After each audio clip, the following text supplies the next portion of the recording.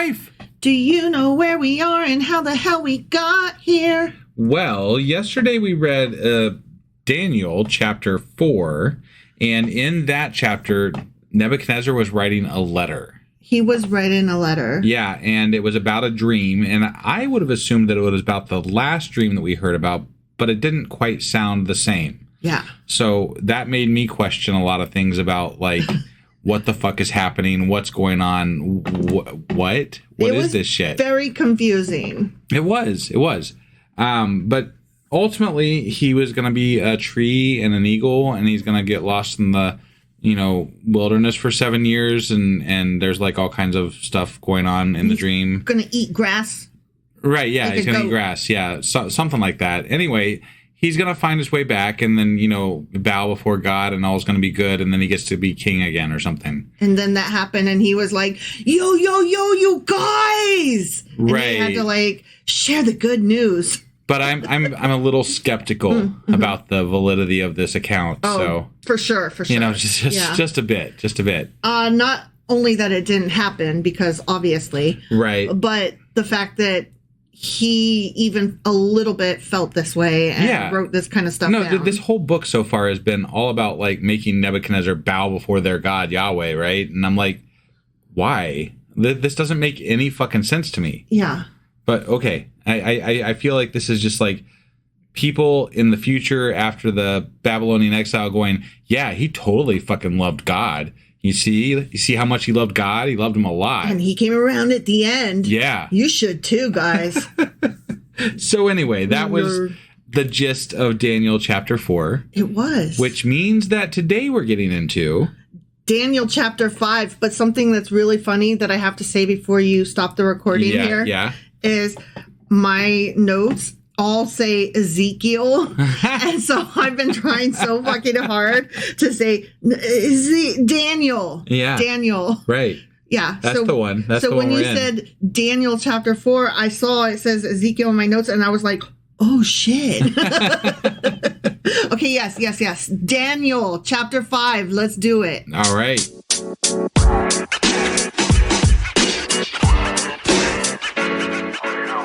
All right, we are getting into Daniel, Big D, chapter 5. Yes, we are. Okay. Yeah. And before we start that, I need to say, as I do, that this book is divided into 2 parts.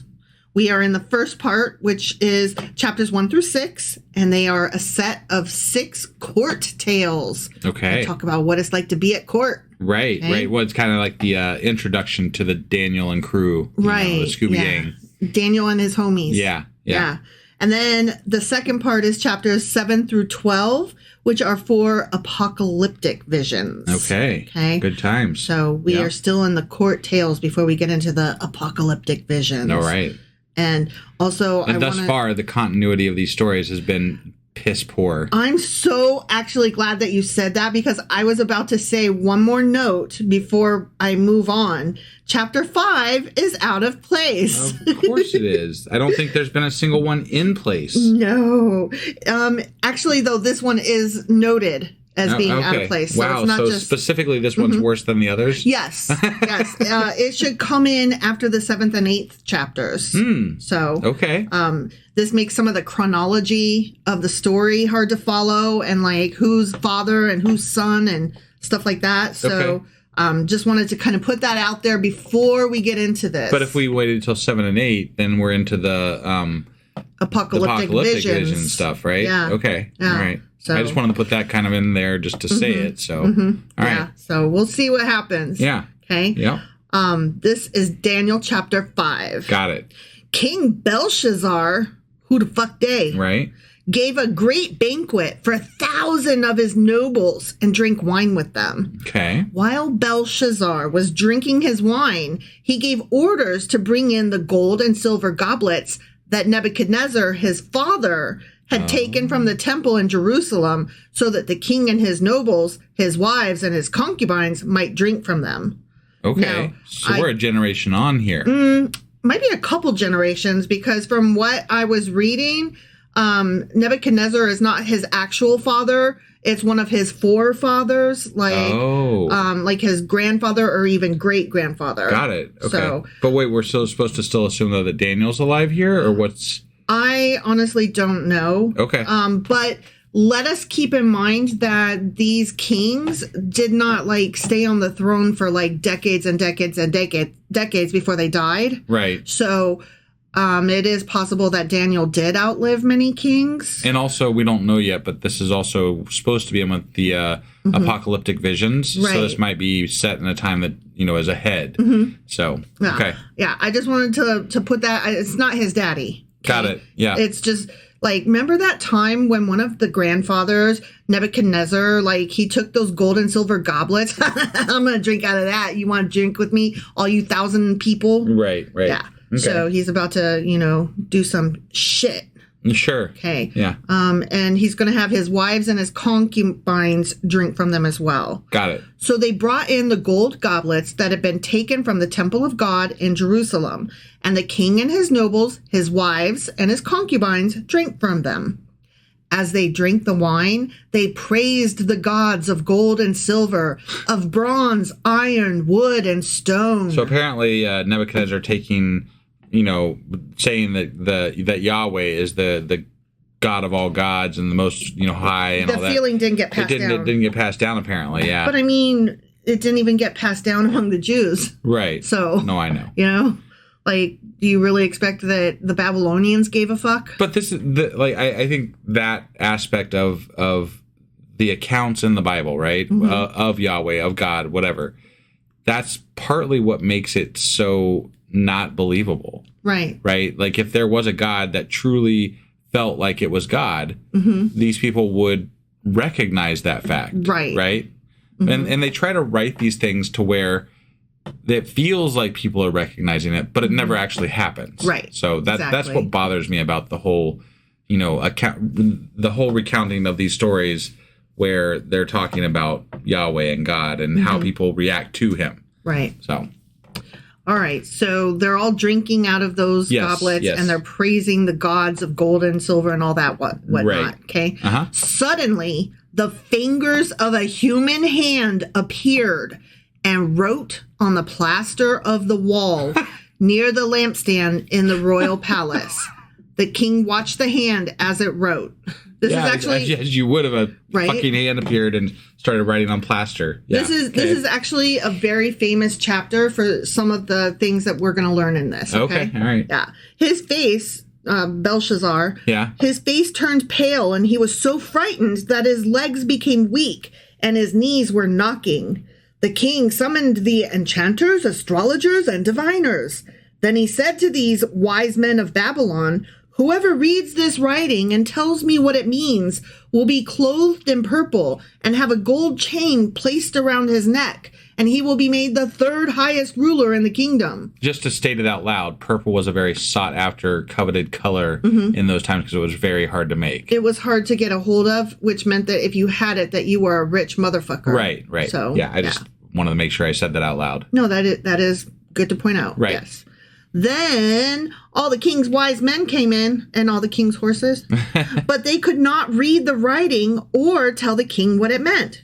So King Belshazzar became even more terrified and his face grew more pale. His nobles were baffled. The queen, hearing the voices of the king and his nobles, came into the banquet hall. "May the king live forever," she said. "Don't be alarmed. Don't look so pale. There is a man in your kingdom who has the spirit of the holy gods in him." Who? I'm assuming we're talking about Daniel again, which, okay, I'm just going to throw this out there, but he's already done some pretty apparently amazing things with regard to one of his ancestors, be it his father or grandfather or whatever. Right.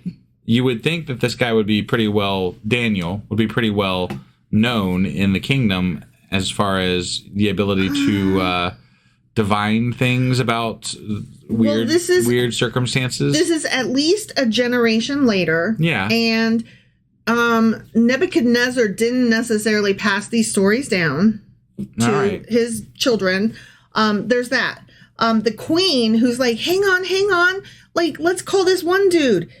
She was very likely one of the either brides or concubines of the previous kings before Belshazzar. Okay. So she would maybe even remember Daniel herself from the time of Nebuchadnezzar. Got it. And then one more note is that it's suspected maybe that the time of this story, Daniel is supposed to be like 80 years old. Oh, okay. So he's no longer a kid. So this is like lots, like a lifetime later. Many years later. Yeah. And that's why the chronology of this story is very difficult, because we just got through with Nebuchadnezzar, like in his prime doing his thing. And now all of a sudden, like, oh, we're like several generations down. Right. There is a man in your kingdom who has the spirit of the holy gods in him. In the time of your father or grandfather or forefather or whatever the fuck we're calling him today, he was found to have insight and intelligence and wisdom like that of the gods. Your father or forefather or grandfather, whatever, King Nebuchadnezzar appointed him chief of the magicians, enchanters, astrologers, and diviners. He did this because Daniel, whom the king called Belshazzar, just to make sure that we all remember that, you know, he was a Hebrew renamed with a Babylonian name, was found to have a keen mind and knowledge and understanding, and also the ability to interpret dreams, explain riddles, and solve difficult problems. Call for Daniel, and he will tell you what the writing means. Okay. The writing on the wall, if you will. Yes. Yeah. Which is where that phrase originated. Comes from. Okay. Yeah. So Daniel was brought before the king, and the king said to him, "Hey, are you Daniel, one of the like exiles my father the king brought from Judah?" Yeah, I am. I have heard that the spirit of the gods is in you, and like that you have insight or whatever, intelligence, outstanding wisdom, that kind of thing. Right. True? Yeah. False? Fiction? True. Okay. Yeah, I guess. No cap. According to this, yeah. Bet. The wise men and enchanters were brought before me to read this writing and tell me what it means, but they were idiots. They could not explain it. They're womp womp, you know? I do have a question, though. Like, we were talking about maybe, like, he's in his 80s or 70s or 80s, right? The exile only lasted, like, 70 or 80 years. So we're, like, right at the end of... Like, according to this, we're right near the end of the exile, he was probably 15 when he came on board. Right. So, I mean, at the very least, we only got, like, maybe another 15 or 20 years or something. So, Exactly. Well... I'm just trying to place this in my mind. Let me finish this chapter, and then your answers will be your questions will be answered. Okay. Your answers will be questioned. Got it. Okay. Now, I have heard that you, Daniel, are able to give interpretations and to like solve difficult problems or whatever.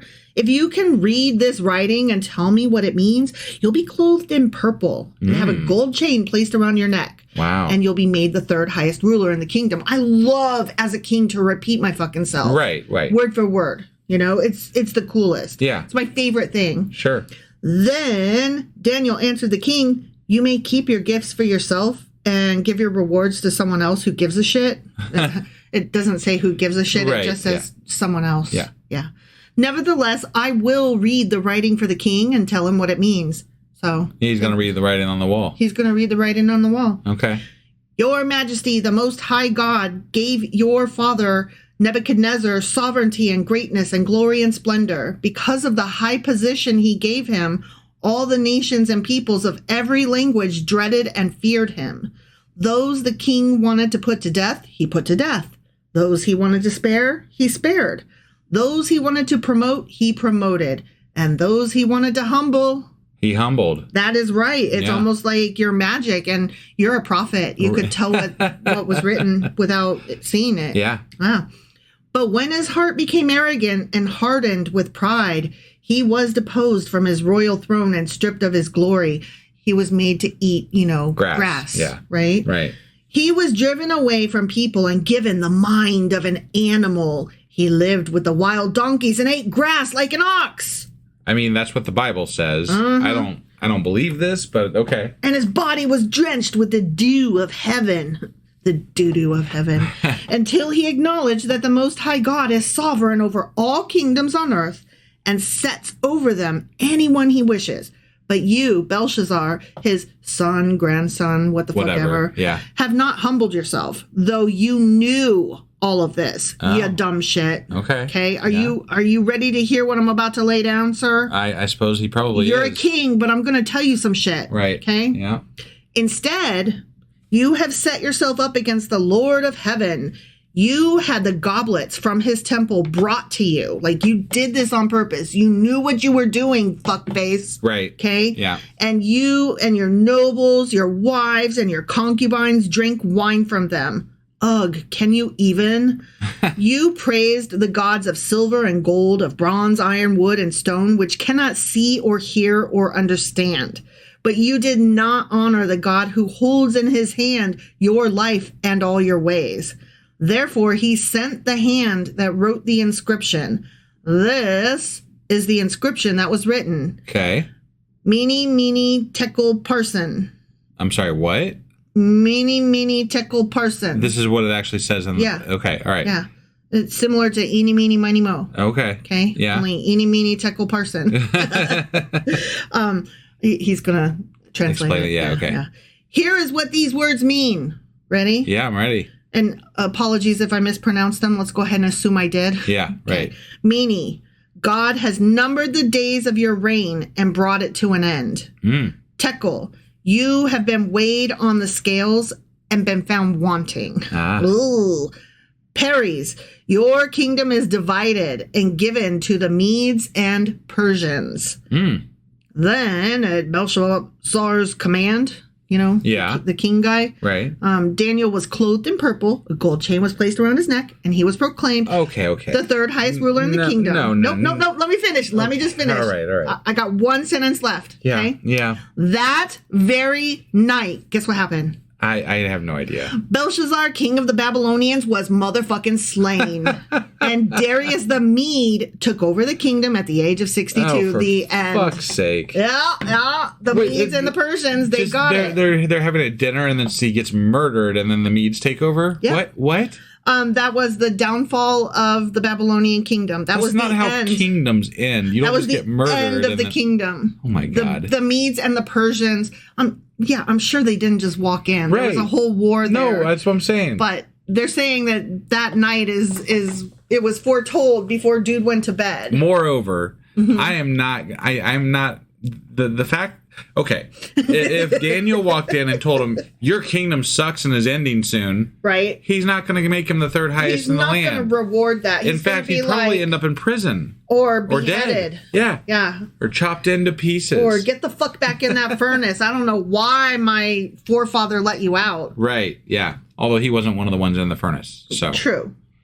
But yeah, that just seems very unrealistic. Yeah. Not just like a little bit, but like a lot unrealistic. There are so many times, though, and we've said this before throughout Daniel especially, when people just walk right up to the king and they're like, yo, king, let me tell you to your face some shit. You ready for this?